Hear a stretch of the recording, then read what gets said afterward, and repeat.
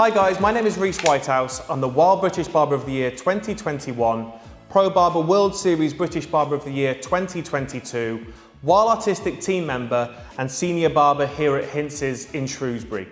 And today we're going to be talking about Captain Fawcett's Strong Pomade.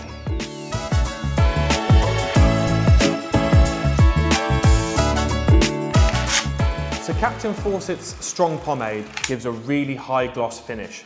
I find it the most effective after club cutting, and when you apply it through dry hair, it purses the ends together really nice to give a really nice uniform texture. The fragrance comes with verdant wood notes, warm spice, and a spike of citrus.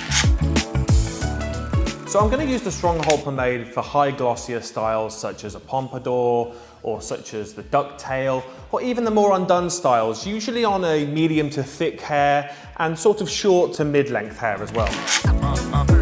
Styling wise, I find this pomade is really good for providing definition and control. I specifically find it really nice when I'm using it with curly hair, because what it does is it tames in that frizz and it helps just to give that bit more definition.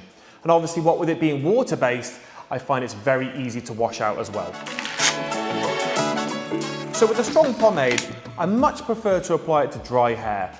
Should I apply it to wet hair and then dry it in, what I'm going to find is going to happen is I'm probably going to lose some of that shine.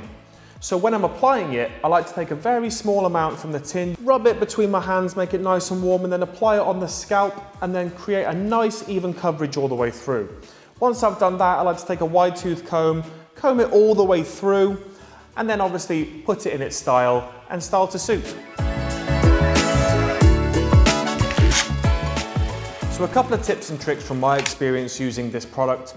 What I tend to find works really well is when doing crops on much thicker hair.